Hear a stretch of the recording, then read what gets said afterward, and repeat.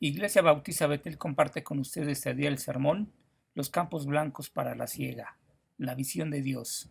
Predicación a cargo del hermano Jaime Priego. Deseamos que sea de bendición para su vida espiritual. El tema de ahora, hermano, es los campos blancos para la siega. Permítanme orar y comenzamos esta. Padre, te damos tantas gracias porque tu mensaje es claro y es directo, Señor. Permite que al abrir tu palabra, tu Santo Espíritu, Señor, la grabe en nuestros corazones, en nuestras mentes, y la podamos poner por hecho. Tú nos invitas, Señor, a ver esos campos blancos para la siega. Permite que podamos ir y trabajar, Señor. Permite que podamos entender lo que tú nos quieres decir en este pasaje y podamos hacerlo de todo corazón, Señor. Que tu Santo Espíritu, Señor, ponga en nosotros el querer y el hacer. Nos ponemos en tus manos, en esas manos preciosas de Cristo Jesús. Los campos blancos para la siega, hermanos. Aquí hay una fotografía, no se alcanza a ver exageradamente bien, pero ustedes ven un campo verde de un lado y un campo, se ve, es dorado realmente. Lo que sucede es lo siguiente: cuando se siembra el trigo, primeramente esa cosecha, esa planta cuando crece se pone de color verde, es verde, y empieza a crecer. Y en cuanto va madurando, se empieza a tornar del color dorado.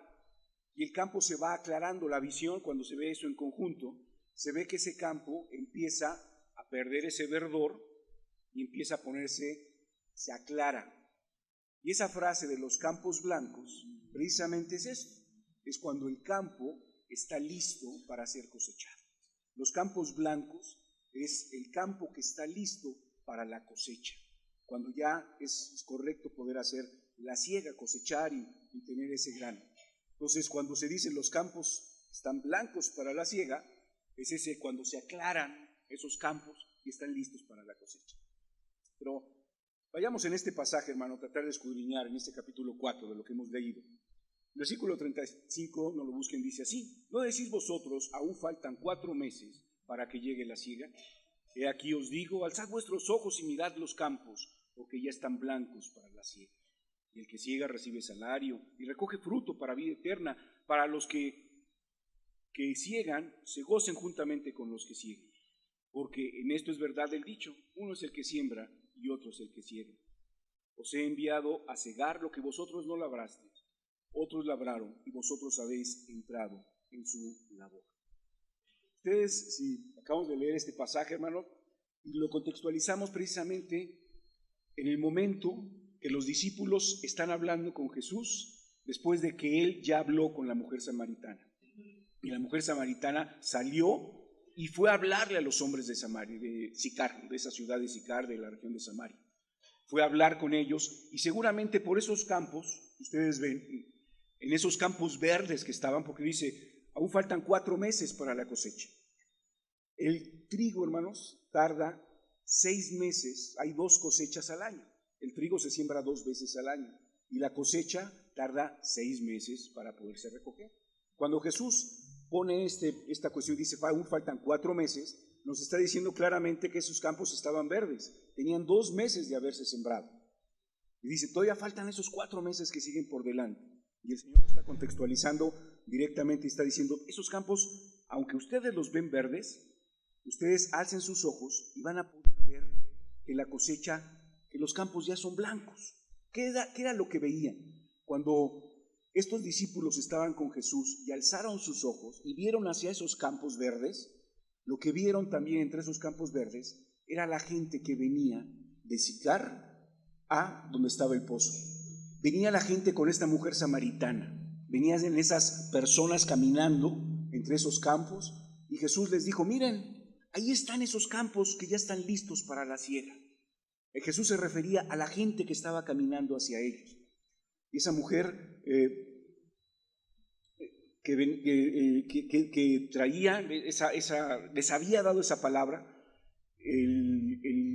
venían ellos caminando precisamente para traer el tiempo, hermano. Lo que les estaba diciendo claramente, vean las personas que vienen caminando y van a ver esos campos que están listos para las siegas. ¿Cómo se cosecha, hermanos? ¿Qué les estaba diciendo Jesús? Cuando el trigo es sembrado, tardan esos 6 meses, y a los 6 meses la gente que cosecha, lo primero que hace es cegar el trigo. Generalmente en los tiempos de Jesús se usaba una hoz, se usaba un instrumento para tomar los racimos, cortarlos, y lo que hacían era hacer unos racimos, se les llama parva, que son los racimos que van colocando cuando hay ilustraciones, cuando se está segando, se ponen unos racimos que se van juntando de la cosecha. Esas parvas es el trigo, la vara del trigo con el trigo arriba, y se van atando y dejando ir en el camino, en el campo. Y más o menos entre 10 y 15 días después, porque todavía sigue un proceso en la planta, 10 y 15 días después se toma ya esas parvas y se llevan a lo que se conoce para poder sacar la semilla, azotar el trigo para poder sacar el trigo realmente de la planta. Estos tiempos son bien importantes, los marcan los colores, lo marcan la forma, pero si se quiere hacer la siega antes, la planta está verde y la semilla no está lista, no ha dado el fruto, no se ha generado la semilla. Y si se hace después, es algo bien interesante. El fruto, la semilla, ya está muy madura, y cuando la gente quiere cosechar, realmente se cae la semilla de la planta y se pierde mucha semilla. Necesita ser un tiempo exacto para que la planta se pueda cortar, la semilla no se caiga, y esos 10, 15 días que quedan en el lugar ahí en el campo es el proceso final para que la semilla realmente se afloje y ellos puedan tomar el trigo y poderlo azotar para poder sacar el trigo correctamente. Los tiempos son justos y son precisos. Si se hace antes, no se puede; si se hace después, tampoco. Debe de ser el tiempo justo. Cuando los campos se ponen blancos, exactamente unos días antes, cortar, hacer esos paquetes, dejarlos madurar para que se pueda hacer la cosecha como es correcto y no se pierda, porque si no, se pierde demasiado en la cosecha. Y para cosechar, hermanos, lo primero que se debe hacer, hermanos, es sembrar. No se puede sembrar sin cosechar. Eso es lógico, pero tenemos que tenerlo en cuenta. No podemos cosechar lo que no haya sido sembrado. Bien dice su palabra, tal vez unos siembran y otros cosechan, pero el proceso, ese ciclo, no se puede alterar. Se tiene que sembrar y se tiene que cosechar. Y los dos ciclos tienen sus particularidades y es todo lo que se tiene que hacer. Jesús cuando habla y trata de explicar esto, les trataba de hablar a sus discípulos y hacerles entender qué era la realidad espiritual de hablar del Evangelio, representándolos en este ciclo completo, tanto desde la siembra hasta la cosecha, la palabra de Dios hasta el fruto de la palabra de Dios. La palabra del sembrador, hermanos, ustedes la conocen, es esos 4 terrenos, ese camino, esa vereda dura donde la palabra de Dios no puede llegar,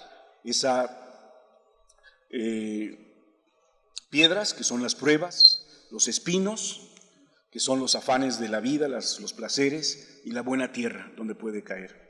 Y ese ciclo, hermanos, también es bien importante. Jesús lo había referido y lo refirió también hablando de todo ese conjunto, de ese ciclo completo. Para poder sembrar, tenemos que también hacerlo correctamente. No podemos, antiguamente se le llamaba al voleo, se toma la semilla y se aventaba, y donde caía y germinaba y crecía. Actualmente hay técnicas para hacer esto impresionantes, para que la producción realmente sea lo mejor posible y la cosecha sea lo más eficientemente, que dé el mayor fruto posible.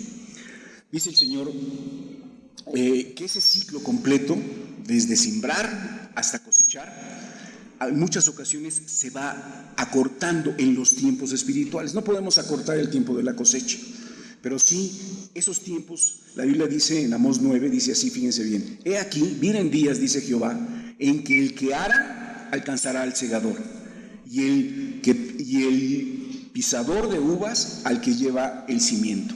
¿Qué quiere decir esto, hermano? Dice, van a venir días en que el que está arando va a alcanzar al que está segando, en que ese ciclo, desde la siembra hasta la cosecha, se va a hacer lo más pequeño.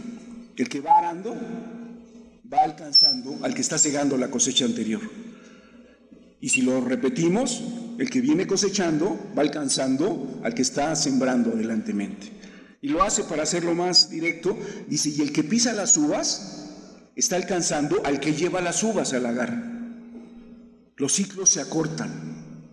Jesús está hablando de esta cosecha, hermanos, y está hablando desde la siembra hasta la cosecha. De ese ciclo que tenemos desde que hablamos a una persona para Cristo hasta que se produce el fruto final. ¿Qué es ese fruto final, hermanos? Cuando la persona cambia su vida. Jesús está hablando de ese ciclo de la siembra, que es la palabra de Dios, hasta la cosecha, que es cuando la persona cambia su vida. El fin de esa semilla es producir esas semillas. El fin de la palabra de Dios, hermanos, es transformar vidas. El fin de la palabra de Dios es que cada persona pueda entender y pueda ser salvado, puede ser transformada su vida. Y ese ciclo completo lo tenemos que entender, y eso es lo que nos está hablando Jesús aquí. Dice, vean las cuestiones, es tiempo ya de poder hacer ese ciclo completo, de poder levantar la cosecha, pero tenemos que sembrar para levantar esa cosecha. Tenemos que acortar los tiempos para poder hacer las cosas correctamente. Jesús nos habla de prioridades, hermanos, y es importante. Habla de que, miren, ya es tiempo, véanlo, no esperen otros tiempos, no esperen otra cosa, ya es el tiempo, véanlo, hay señales para verlo.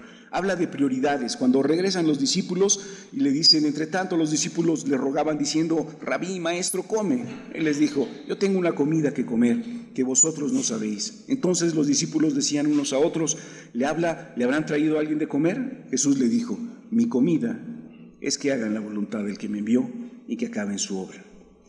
¿Cuál es esa voluntad de Dios, hermanos? Hacer la voluntad, y mi comida es hacer la voluntad del que me envió.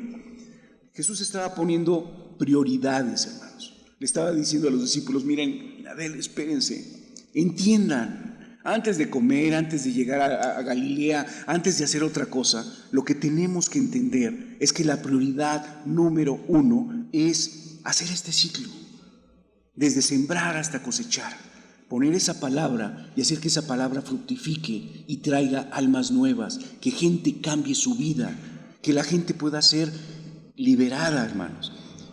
Es súper importante hacer ese ciclo completo. No podemos de verdad cosechar si no se ha sembrado antes, a otros o nosotros mismos, pero necesitamos sembrar para cosechar. Los rendimientos son importantes, hermanos. El trigo, cuando se siembra, se habla de un rendimiento de aproximadamente de 600, 700 kilos por hectárea, hasta 4 toneladas por hectárea. Una hectárea es un cuadrado, es un área, pero bueno, imaginémonos un cuadrado de 100 metros por 100 metros. Usted camina 100 metros, 100 pasos y otros 100 pasos. El cuadrado que se forma es una hectárea. Si ahí ustedes siembran el trigo, lo que se espera en condiciones normales es que si es mala la cosecha, entre 600 y 700 kilos por hectárea.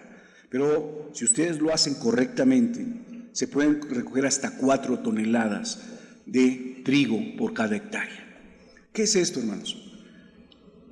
Necesitamos tener ese rendimiento correctamente. Les hablaba de esas técnicas. Si siembran en esa hectárea por voleo y esperan a que llueva y que el trigo salga solito y van y lo medio cuidan, pues van a recoger 600, 700 kilos y bien les va. Pero si lo hacen bien, pueden recoger hasta 4 toneladas. Es mucha la diferencia.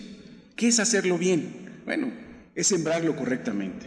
Es arar la tierra, prepararla, es colocar la semilla directamente. Actualmente hay unas máquinas impresionantes que van arando la tierra y van colocando una sola semilla exactamente esparcida en el momento para que pueda crecer correctamente, y van sembrando en una forma, tractores enormes, campos grandísimos, y los siembran en una forma para obtener producciones lo más altas posibles. Sembrar, cuidar la cosecha, hermanos. Son 6 meses que tiene que pasar para el trigo para poder levantar la cosecha. En esos 6 meses se tiene que estar limpiando, se tiene que abonar, se tiene que regar, se tiene que poner un cerco, se tiene que cuidar esa cosecha para, llegando el momento, poder tener el rendimiento que realmente quisiéramos. A veces no lo entendemos en la iglesia y queremos hacer ese ciclo y sembrar al voleo, o sembrar como si fuera, existe el trigo que crece salvajemente, por así decirlo, hermanos, espontáneo, silvestre. Algunos granos de trigo los lleva el viento y caen en algún lado y sale una planta y crece y produce. Pero no se puede comparar eso con las 4 toneladas que pueden ser en el campo correctamente puestas y haciendo las cosas como debe de ser. Y a veces no lo entendemos. Y no entendemos lo que Jesús nos está diciendo.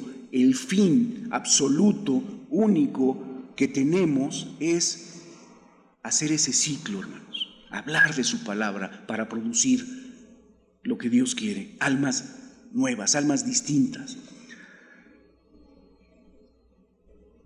¿Qué mensaje habló Jesús, hermanos? Cuando Jesús estaba hablando a la mujer samaritana, fíjense lo que comenta, dice, respondió Jesús y le dijo, cualquiera que bebiere de esta agua volverá a tener sed, mas el que bebiere del agua que yo le daré no tendrá sed jamás, sino que el agua que yo le daré será en él fuente de agua para vida eterna. En Juan 7 dice, en el último y gran día de la fiesta, Jesús se puso en pie y alzó la voz diciendo, si alguno tiene sed, venga a mí y beba. Y el que cree en mí, como dice la Escritura, de su interior correrán ríos de agua viva. Jesús es el mensaje, hermanos. Jesús le estaba hablando a la mujer samaritana de que Él era ese mensaje. Lo acabamos de leer y le dice, me parece que tú eres el Mesías. Y la respuesta de Jesús, yo soy. Yo soy. El mensaje es directo, hermanos. Tenemos que hablar de Jesús, del agua viva. Ese es el mensaje que tenemos que llevar. La iglesia tiene que hablar de ese Jesús que transforma vidas. Ese mensaje de vida eterna, hermanos. De ese mensaje que brota esa fuente de agua viva. Dice, porque 2 males ha hecho mi pueblo, dice el Señor. Me dejaron a mí, fuente de agua viva, y cavaron para sí cisternas rotas que no retienen el agua. A veces confundimos y pensamos que podemos hacer el evangelio a nuestra forma, hermanos. ¿Y saben qué? Construimos cisternas rotas que no retienen el agua. En nuestra vida, hermanos, pensamos que podemos hacer las cosas por nuestro propio esfuerzo y construimos cisternas. Queremos trabajar, tener un mejor salario, preocuparnos, queremos educar a nuestros hijos en las mejores escuelas, queremos tener lo mejor, nos preocupamos si algún hijo tiene algún problema por llevarlo al psicólogo. Y lo que estamos haciendo, hermanos, es crear cisternas rotas que no retienen el agua. Pero Jesús dijo, yo soy la fuente de agua viva. Con Jesús es que se pueden hacer las cosas. Si queremos incluso vivir en la iglesia sin ese mensaje de agua viva, estaremos haciendo cisternas rotas, hermanos. Pero si hablamos de esa agua viva, dice que ni siquiera la vamos a acumular, vamos a ser fuente de agua viva. Agua que va a brotar y va a llevar un mensaje muy directo, hermanos. Un mensaje directo, hermanos. Un mensaje que cambia vidas. ¿Qué tenemos que cambiar? La vida de la gente, nuestra propia vida, hermanos. Ese es el fruto. La palabra cambia vidas. Podemos sembrar, hermanos, y en ocasiones se siembra y no se levanta la cosecha. Pasa el tiempo y esa cosecha no se pierde, hermanos. El fruto queda, cae. A lo mejor algunas de esas ramas caen y pueden brotar otras, pero el rendimiento no funciona. No se cumple ese ciclo. O a veces queremos cosechar sin que nadie haya sembrado. Entonces, no, la cosecha ya está lista, vamos a cosechar. Vamos a hacer que la gente pueda cambiar su vida. Y si no hay una siembra, no puede haber una cosecha. Tenemos que entender que es un ciclo, hermanos. Ciertamente algunos sembrarán y otros cosecharán. Ciertamente el Señor tiene dones específicos para cada uno en su iglesia para poder hacer la labor completa. Hay instrumentos a la hora de la labranza específicos. Esas máquinas que les digo actuales para sembrar son específicamente para eso. Y las máquinas modernas para levantar la cosecha son algo impresionante. Son monstruos larguísimos que entran a terrenos inmensos y van cortando, van segando. Y eso lo hacen en un tiempo súper especial. Para poder cortar, esa misma máquina hace la separación e incluso esas máquinas actualmente empaquetan el trigo, hermanos. Cuando entran esas grandes máquinas a los grandes campos de trigo, lo que sacan no es los manojos de trigo con plantas, sino sacan ya bolsitas de trigo empacadas, listas para el comercio, con la marca y todo, sale. Lo hacen en un tiempo específico, tienen que esperar el momento exacto para poder trillar ese trigo. En el momento, lo hacen ya en los últimos días para poder cortar, que no se pierda nada con las máquinas tan grandes que tienen, lo sacan, lo trillan y lo empaquetan. Y sacan producciones tremendas, producciones que no se pueden comparar con pequeñas parcelas, porque ahí todavía lo tienen que hacer manualmente. Pero la producción y el rendimiento que se puede lograr con esas máquinas es grandísimo. El trigo es el mismo, pero el planear correctamente, el sembrar la semilla correcta, el cuidar la cosecha en su momento, el cosechar correctamente, produce una gran cosecha, una gran producción. Si nosotros hacemos eso, vamos a poder lograr esa producción, que no es tanto la gente, sino vidas transformadas, hermanos. El propósito no es llenar la iglesia. El propósito es que la gente que haya sido transformada por el Espíritu de Dios, por su palabra, pueda venir a la iglesia. Y no tengamos gente en la iglesia porque sabemos, no todos los que están en la iglesia son cristianos, pero todo cristiano está en la iglesia. Y lo que tenemos que lograr es que la gente transformada por la palabra de Dios está en la iglesia y pueda comenzar ese ciclo nuevamente y pueda traer nueva gente que sea transformada por la palabra de Dios. El mensaje es directo, hermanos. ¿Qué tenemos que hablar? Jesús es esa palabra, esa vida. El justo por los injustos, hermanos. Tenemos que ser claros en el mensaje. ¿A qué vino Jesús? Ese justo por los injustos. El que Él tomó nuestro lugar, hermanos. Porque no hay justo ni tan solo uno que haga el bien y nunca peque. Porque la paga del pecado es muerte. ¿Y qué hizo Jesús? Tomó nuestro lugar. Él resucitó, hermanos, y vino para vencer la muerte. Él ya la venció por nosotros. Nos ha dado vida eterna. Nos cambia de vida. Nos da esa fuente de vida eterna. Nos da libertad, hermano. Nos transforma. Nos hace a su imagen. Nos santifica. Nos libera del infierno. Nos da una vida abundante. Nos libra, hermanos, de las ataduras. Es el mensaje que tenemos que llevar a la gente. Es decir lo que vino a hacer Jesús.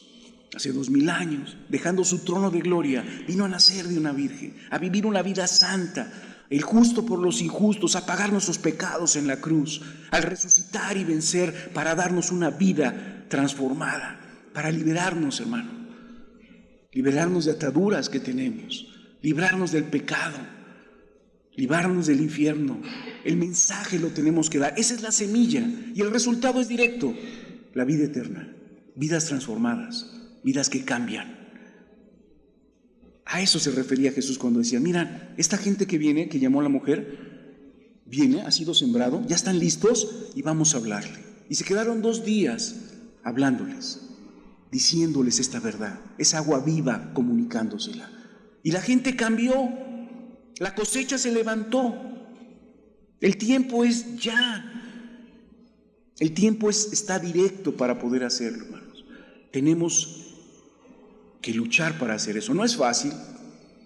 Desde la cosecha, desde la siembra hasta la cosecha, el tiempo es del Señor. Pero hay cosas específicas que tenemos que hacer. Preparar la tierra, hermanos. Es súper importante. Ese testimonio. El sembrar es nuestro testimonio.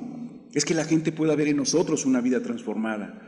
Es presentarles la palabra de Dios, hablarles del Evangelio, el saber y el constatar y dar testimonio de que hay una vida distinta que Dios puede darle a la persona y que nos ha dado a nosotros y la podemos dar.